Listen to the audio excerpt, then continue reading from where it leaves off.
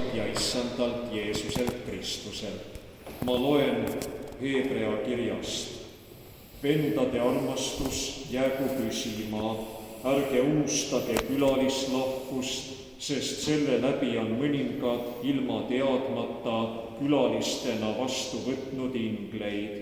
Pidage meeles vange, otse kui oleksite kaasvangid ja vaevatuid, sest ka teie ise olete veel ilmas. Aamen. Nii. Ja palun istuge. Kui ma lugesin piiblist seda kohta, siis võis jääda mulje, et see tekst on väga seosetu, et mainitakse midagi venna armastusest ja siis midagi külalislahkusest ja siis midagi vangidest ja miks ometi jutt ei moodusta tervikut. Ja võib jääda selline mulje, et see oleks nagu mingisugune poliitiku kõne kirikuüritusel, sest kui poliitikutel on poliitikaüritus, siis poliitik teab, millest ta räägib. Aga hiljuti ma nägin, et oli üks vallaametnik kutsutud ühele kiriklikule üritusele ja mis ta seal tegi. Eks ta niimoodi veeretas oma käsi ja rääkis, et koostöö ja areng ja turism ja just nimelt selline asi, et sul on 3 sõna selged ja sa püüad neid hääldada. Aga miks ometi piibel seekord teeb niimoodi, et mainib siin midagi vangidest ja midagi külalislahkusest ja siis venna armastusest? See muutub vägagi arusaadavaks, kui me tõlgendame piiblit piibli enda abil ja võtame sealt apostlite tegude raamatu algusest ja näeme, kui ilusasti kõik läheb paika. Seal on Peetrusele öeldud, et sina ei tohi Jumala sõna kuulutada ja Peetrus kuulutas edasi. Selle eest ta pandi vanglasse. Näete, üks punkt on juba olemas. Mis edasi? Seal läheduses on üks kristlik kodu, kus on perenaine Maria. Miks niimoodi räägitakse, et majas on peremeheks keegi naine, küllap ta oli lesk, sellepärast, et antiikajal naine sai perekonna peaks siis, kui ta lesestus. Ja võib-olla see Maria oli lesknaine ja kirjeldatakse, et tema maja oli suur, seal oli palju rahvast ja kõik kristlased teadsid, et see Maria on üks väga hea ja armas inimene, nii et üks tore kodu oli seal. Ja vendade armastus, kuidas moodi Peetrus alati mõtleb oma vendade apostlite peale ja juhtub nõnda, et Peetrus on seal vanglas ja Peetrus palvetab, laulab ja vangla uksed järsku avanevad. Ja siis ta vaatab, et kõnnin õiget välja. Tänav on tühi, öine aeg muidugi, mis sa teed öösel linnas. Kuidagi ei taha seal olla. Lähen Maria juurde külla, temal on külalislahke kodu. Ja siis Peetrus läheb ja koputab Maria uksele. Aga Marial on ju tohutult suur maja. Tal on seal uksi väga palju. Üks uks on seal kaugel õueväraval, teine on seal, kus inimesed magavad öösel ja seetõttu, kui sa seal väljas koputad, inimesed sees ei kuule ju sinu koputust. Ja piibel kirjutab seda, et Peetrus koputab ja siis, kuna Marial oli ikka väga suur maja, siis oli seal ka teenijaid igal pool, nii et keegi ikka kuulis seda koputust. Ja üks tüdruk läheb värava juurde ja küsib, et kes koputab, Peetrus koputab ja tüdruk on selle peale nii rõõmus, et mis ta rõõmu pärast teeb, tuleb teil meelde, mis ta teeb. Te võib-olla tahate öelda, et teeb ukse lahti. Ei, rõõm on nii suur, et ta unustab ukse hoopis ära. Ta ju kuulis, et Peetrus on seal ja siis ta läheb suure hõiskamisega tuppa, ütleb, et Peetrus on ukse taga. siis inimesed võtavad teema arutlusele, et kuule, Peetrus pidi ju vanglas olema, ta ei saa ometi seal ukse taga praegu olla. Ja siis nad mõtlevad, äkki peaks vaatama minema ja siis nad teevad ukse lahti, tõepoolest Peetrus on seal ja nad tulevad Peetrusega koos tuppa ja siis on jällegi sündinud koguduses taoline vennalik armastus, mida meil ju tegelikult ongi vaja. Ja sünnibki selline külalislahke kodupilt. Ja kui ma tänaseks päevaks valisin selle laulu, mida me äsja laulsime, võiks tekkida küsimus, et miks, aga mul oli just see külalislahkuse mõte, kuidasmoodi see laul kirjeldab, missugune kodu on, mees, naine ja siis laps ka, nii nagu see lauluraamat selgelt ütleb, et laps vanemate jalgade juures midagi küsimas ja mõtlemas, et küll on hea vanemate kõnet kuulata. Ja see pilt külalislahkusest tuleb meil nii silme ette ja sellega, kui me võtsime appi piiblist ühe mahukama teksti, siis see lühike tekst saabki suurepärase tõlgenduse, et miks Hebrea kiri kirjutab siin näiliselt seosetud mõtted, seos on täiesti olemas. Aga nüüd mõtleme selle peale, et mida Hebrea kiri ütles nii mõistatuslikku.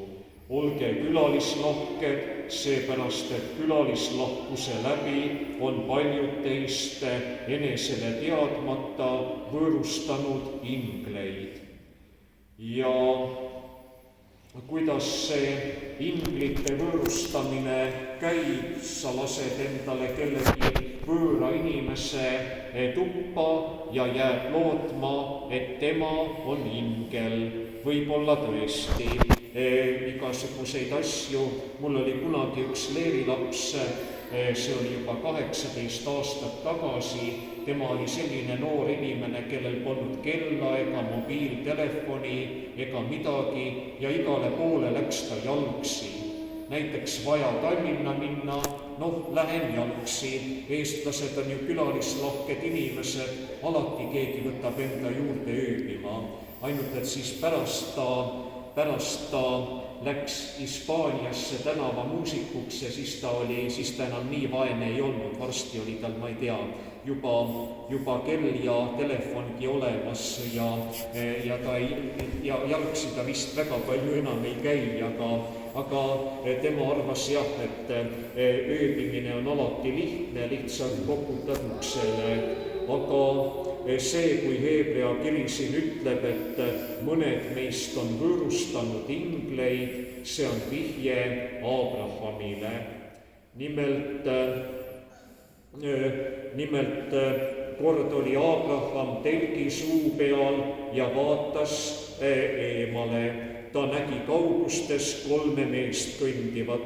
Ta jooksis neile vastu ja ütles, et ärge minge minu kodust mööda. Ja need mehed tulid, siis Abraham ütles Saarale, et sõku jahu, tee süüa, tapa üks loom, prae liha ja siis niimoodi nad istusid ja sõid ja siis need mehed, 3 meest, salapärased mehed, rääkisid siis Abrahamile, et meil on, Jumalal on üks mõte, mis sa, Abraham, arvad sellest. Ja see näitab, kes olid need tundmatud külalised, et need olidki nagu Jumala saadikud saadetud Abrahami juurde ja Abraham sai asjast õigesti aru. Meil Indrekuga on küll hiljuti üks selline elamus läbi elatud, et sõitsime siin Hargla külade vahel ringi ja läksime ühte tallu sisse ja seal ka üks mees jooksis meile vastu ja ütles, et oi, keda me näeme, tulge siia, kuule naine, pane neile midagi lauale. Ja me püüdsime seletada, et meil on natukene kiire ka, aga mees nagu ei saanud aru, et kuule, ma näitan meie talu, ma näitan, kus me elame, ma näitan kõik põllud, siis tuleme tagasi, pane midagi lauale. Aga siis naine õnneks ütles, et mul on täna kiire töödega, ma ei jõua võõrustada. Ja siis meil oli ka hea põhjus, meil oli vaja kirikus midagi teha, et me saime ikka tulema. Aga seda ütleb piibel, et niimoodi me võõrustame ingleid. Kes need inglid on siis? Võib-olla mõned muud inimesed meie koguduses. Ja minul on ikka meeles üks selline juhtum, kuidas keegi tahtis mind kui inglit kohelda. Ma olin väga noor vaimulik ja ma läksin, õppisin tundma koguduse liikmeid ja oli üks väga vana ustav perekond koguduses, kes oli kirikust võõrdunud. Ma kohe räägin, kui võõrdunud nad ikka oli. Vaadake, et teie niimoodi ei võõrdu. Ta oli nii võõrdunud kirikust, et nõukogude ajal oli too mees oma invaliidi autoga vana kirikuõpetajat kirikusse sõidutanud. See oli Elva koguduses, et oli üks ühe jalaga koguduse liige, kellel oli, ma ei tea, vanemad inimesed mäletavad, et nõukogude ajal jagati tasuta jalututele ühte teatud ainulaadset automarki, mul ei ole selle nimigi meeles. Ja tol mehel oli selline auto ja kirikuõpetaja oli 80-aastane, elas kirikust 1,5 kilomeetrit eemal ja see jalutu sõidutas õpetajat iga pühapäev kirikusse oma invaliidi käruga. Ja too mees kunagi suri 20 aastat tagasi ja too naine unustas kiriku imeruttu nii põhjalikult ära, et üldse tal ei seostunud kirikuga kohe mitte midagi. Ja ma läksin talle üks päev külla, ilmun tema ukse taha ja ta tuli mulle hästi laia naeratusega vastu. Et oi, te tulite, palun tulge siia sissepoole. Teie olete Jehova tunnistaja, eks ole, tulge siia. Mina ütlen, ei, mina ei ole Jehova tunnistaja. Oi, kuidas ei ole Jehova tunnistaja? Mis te siis olete? No luterlane olen, kirikuõpetaja olen, luterlane, aga mis see on? Kas see on nagu baptist või? No ei ole, kõige tavalisem luterlane. Mis see siis on? On see nelipühilane või? No ei ole, see on luterlane, siis ta jääb mõtlikuks, et tulge sisse, öelge mulle seda, aga käik ju saatis teid siia. No see käik on keegi tuntud Jehova tunnistaja Elvast, kes ütleb inimestele, sina mine sinna ja sina sinna. Ja siis too inimene, ta oli nii rõõmus, talle tundus, et käik saatis mind tema juurde. Ja siis ta oli nii õnnelik, et ma tulin, ainult et ta ei seostanud mind kohe mitte kuidagi. Selline juhtum, aga see näitab just seda, et inimene ootas ingleid külla. Ja miks on see nii oluline, et inglit külla oodata? See on sellepärast, et kui meie oma kodus elame, millega me oma kodu tavaliselt sisustame. Eks ikka meil on teatud kindlad asjad, mis kodudes on. Ja me oleme oma enese oskusega, võimetega need asjad sinna pannud. Ja kõigepealt meie mõjutame oma tuba sellega, et me kanname oma toa mööblit täis. Siis hakkab see mööbel mõjutama meid sellega, et ta loob meile mingisugused meeleolud ja kujutlused, aga me ei või oma enese väe ja tarkusega Jumala abi taevast enda juurde tuua. Vahel inimesed proovivad seda teha igasuguste võtetega, räägivad, et see on nüüd feng shui ja kui sa sellise asja oma tuppa paned, siis see hakkab tooma sulle kosmosest energiat. tegelikult energia on igal pool üks ja sama, ei ole seal vahet, et ühes kohas tugevam, teisest nõrgem, aga energiat saad sa endale elektrijuhtmetega tekitada, aga inimene mõtleb, et mina mõjutan elu enda ümber, aga ei mõjuta midagi. Sellepärast just ongi vaja ingleid oodata, et nemad tulevad meile kuulutama sõna. Ja seda inglit ärge nüüd mõelge niimoodi, et ingel on mingisugune olend postkaardil või et ingel on mingisugune, ma ei tea, millega võrrelda, mingisugune kujutlus, et vaata lapsuke, see ingel hoiab sind. Ingel on ikkagi piiblis sõnumitooja ja inglil peab olema selge, arusaadav jutt, mida ta inimesele räägib. Ja see on nüüd mõte, et inimene võõrustab seda, kes kuulutab temale Jumala sõna. Ja ilmutusraamat ütleb, mina seisan ukse taga ja koputan, kes minu häält kuuleb ja minule avab, temale teen ma lahti ja söön õhtusöömaaega temaga. See ütleja siin on Jeesus Kristus. Tema koputab uksele ja tema sööb õhtusöömaaega. See on viide issanda söömaajale, armulauale, sellele, et Jeesus Kristus on meie keskel ja sööb meiega koos leiba, joob meiega koos veini. See on see taevase sõnumitooja mõte.